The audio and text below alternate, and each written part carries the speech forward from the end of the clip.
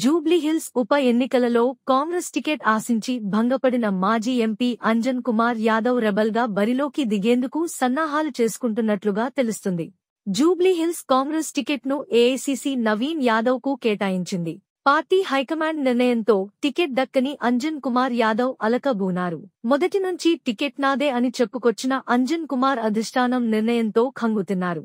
ఈ నేపథ్యంలో అంజన్ కుమార్ గురువారం పార్టీ కార్యకర్తలతో సమావేశమయ్యారు. ఈ సందర్భంగా కార్యకర్తల ఒత్తిడి మేరకు జూబ్లీహిల్స్ ఉప ఎన్నికల్లో స్వతంత్ర అభ్యర్థిగా పోటీ చేయాలని నిర్ణయించినట్లుగా సమాచారం. అయితే సీఎం రేవంత్ రెడ్డి సహా మంత్రులు, పీసీసీ చీఫ్ మహేష్ కుమార్ గౌడ్ ప్రభృతులు అంజన్ కుమార్ యాదవ్ను బుజ్జగించే ప్రయత్నాలు చేస్తున్నారు. ఉదయం అంజన్ కుమార్ యాదవ్ని బుజ్జగించేందుకు మంత్రులు పొన్నం ప్రభాకర్, వివేక్ వెంకటస్వామి, ఏఐసీసీ ఇన్ఛార్జీ సెక్రటరీ విశ్వనాథన్ అంజన్ కుమార్ యాదవ్ ని కలిసి బుజ్జగించే ప్రయత్నం చేశారు. వారి ప్రయత్నాలు ఫలించి అంజన్ కుమార్ మెత్తబడుతారా లేక ఎన్నికల్లో రెబల్గా పోటీకి దిగుతారా చూడాల్సి ఉంది.